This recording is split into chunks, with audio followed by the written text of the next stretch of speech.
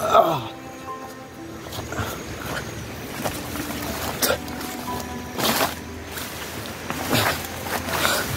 Ah.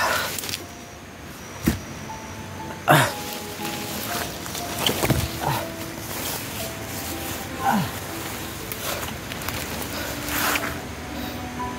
Mga tol, sa pagkakaalam ko, patuloy pa rin si Bert. Patuloy pa rin sa pagbibiktima ng mga tarantado. Tarantado talaga yan, hayop yan. Kayong dalawa, hindi ko kayo makakalimutan.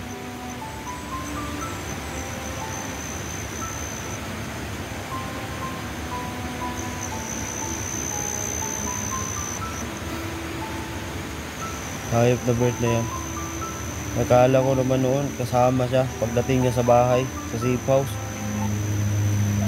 Yung pala mga tol, traitor ang hayop. Pagkalabas namin sa bahay, tinutukan ako ng baril kaming lahat. At mga kasamahan ni Bert, mga tauhan niya siguro yon, mga bandido, mga nasa 10. Sobrang dami nila kaya hindi na kami nakapalag. At nakuha na rin ni Bert yung mga baril ko. Sabi niya, minura niya ako. Sabi niya, ayop ka, malaking pira ka, malaking pira kayo. Hindi ko rin alam mga tol kung bakit naging malaking pira kami. Kaya doon ako nagtaka. Tsaka pinalakad kami ng ilang oras na lakad yun. At may kasamang tadyak sa likod at sapak sa buka. Gabing pahirap mo sa amin Bert, hayop ka. Kaya ako nagkaganito ngayon.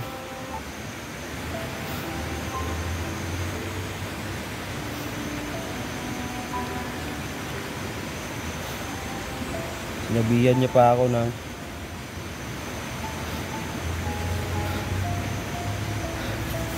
mga tol, no? I-share niyo yung video mga tol. Share sa mga kasamahan ko. Pagsabi sa kanila na dito lang talaga ako maghihintay. Hindi ko na kayang lumipat. Hindi ko na kaya.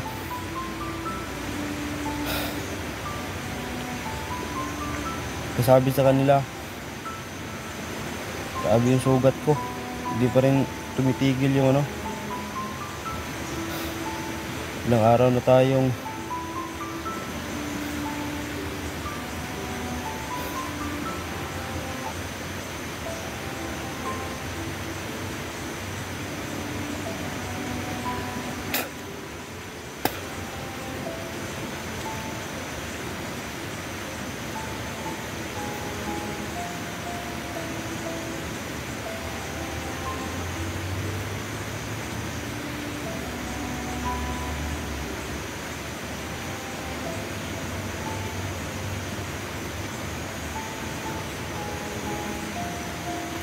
mga tol, dumidilim yung paningin ko mga tol. Pasensya na kayo mga tol.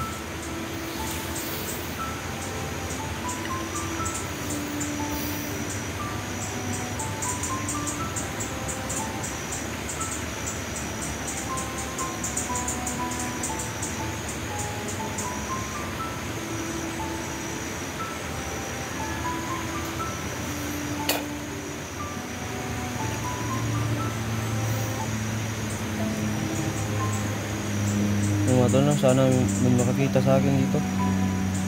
Samahan ko. Hindi ko na makita yung paligid mga tol. Sobrang dilim na.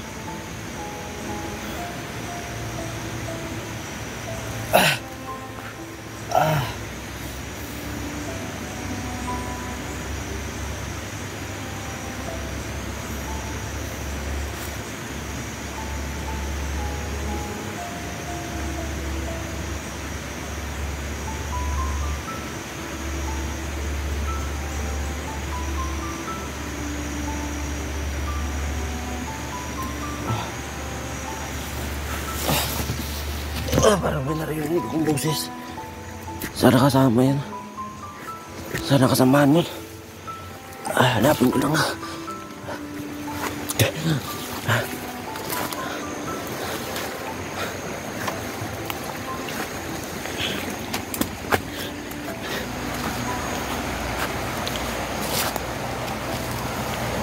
Naririnig akong boses.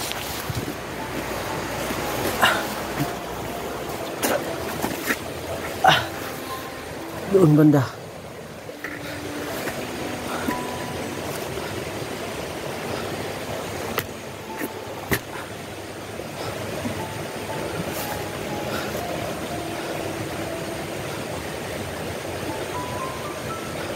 Sana kasamahan to.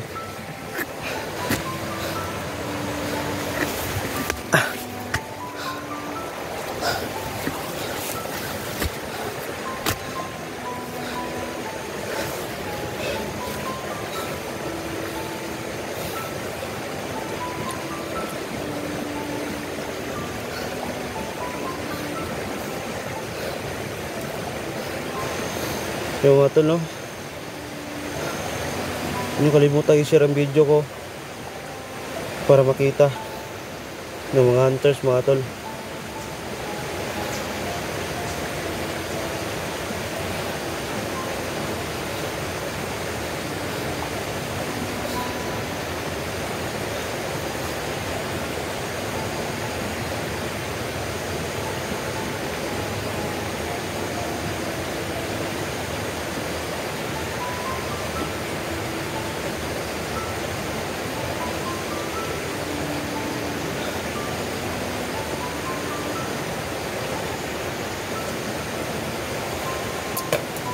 Dito banda yung boses, mga tol, dyan banda.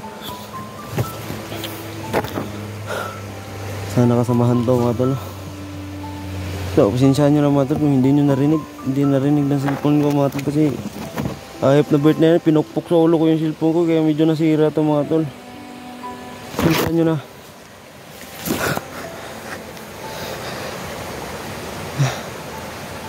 Sana kasamahan to. Lord, pagbigyan nyo na ako. Sana kasamahan to.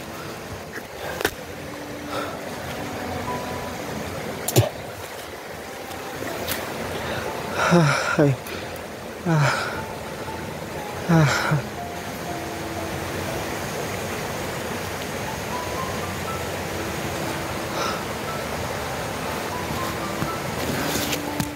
Yan o. May nakita akong bata kahapon. Pero ko alam kung ano yun. Sinong bata yun? At itong parating sa kampiyan.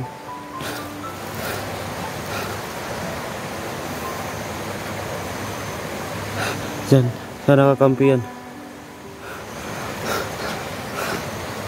Sana talaga. Lapitan ko lang. Mas maganda yung tayo una makakita para alam natin kung sino.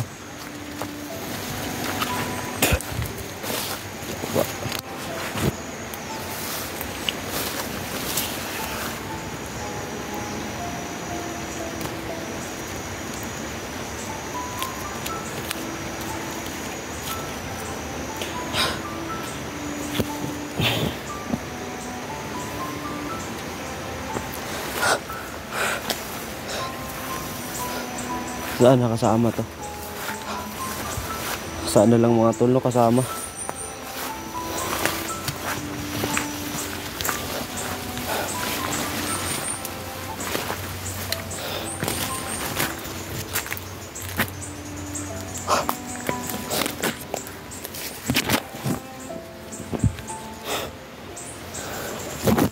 Sana lang talaga kasama.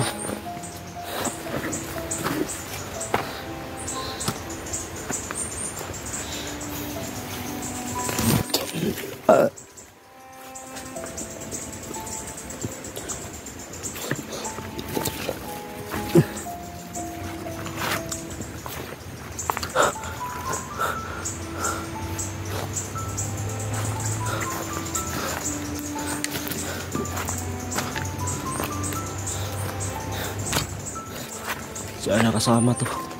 Kasama to. Aray ko. Aray. Kasi hindi niya pinabayaan si kuya.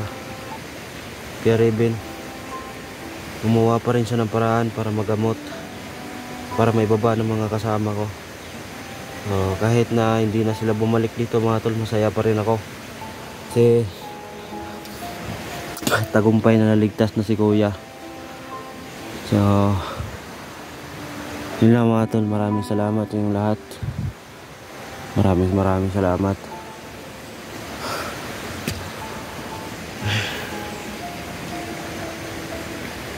Hindi natin alam kung saan na tayo, kung saan na talaga tayo.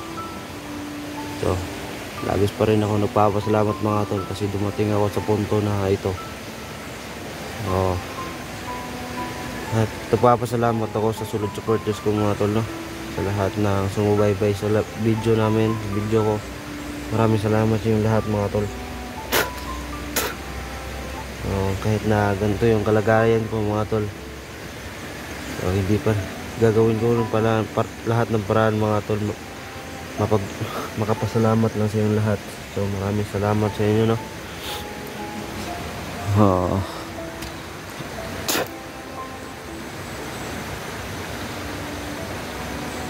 So mga tol, kung hindi man ako umabot sa baba, isa lang masasabi ko, kahit mawalan tayo ng buhay dito,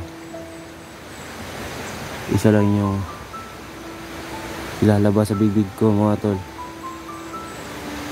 So labis ako napapasalamat sa inyo, sa inyong lahat, sa inyong lahat na sumuporta sa akin.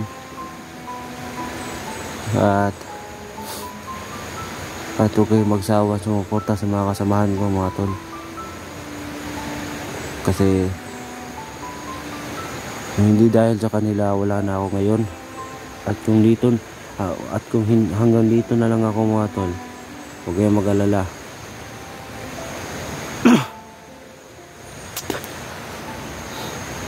Sana mga tol, no, maabutan pa ako dito ng mga kasamahan ko.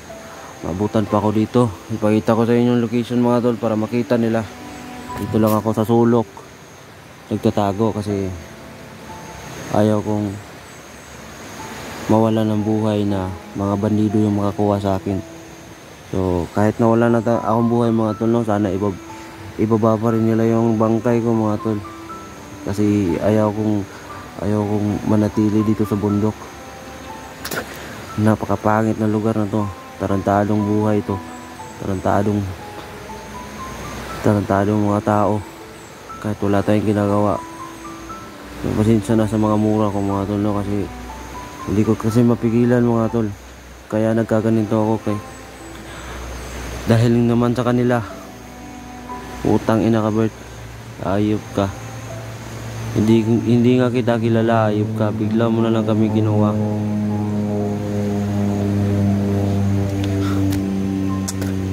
Kinuha kami sa bahay ng hayop na Bert na yan. Nagpanggap pa siya nakasama. Sabi niya, huwag kayong matakot, kasi dati akong hunters, dati akong kasamahan nila SJ. Kaya yun mga tol, nagtiwala ako.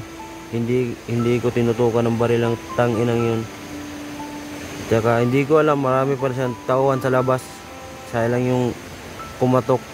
Hindi ko alam na nagtatago pala yung mga tauhan niya. Pagkakatok niya, sabi niya sa akin, tol, sabi ko, bakit alam niya yung tawagan namin ng tropa? Sabi niya, tol. Sabi ko, uy, yung kamay ko andun na sa baril ko, nakahawak na yung kamay ko sa baril ko. At tinaas niya yung kamay niya, sabi niya na, tol, huwag mag-alala, huwag kayong matakot. Kasama ko nun si kuya, si Raven.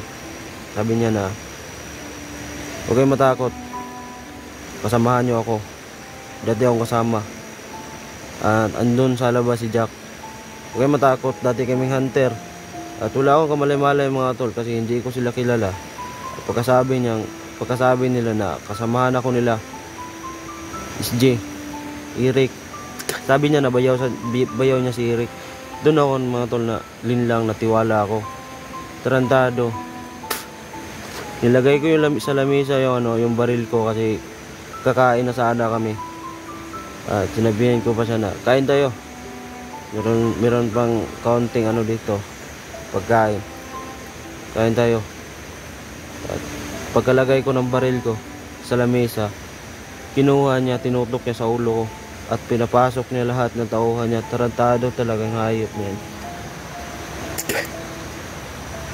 Kaya Bert, kung bibigyan man ako ng Panginoon ng isang pagkakataon na maging okay yung kalagayan ko, hindi ako matutulog, hahanapin kita.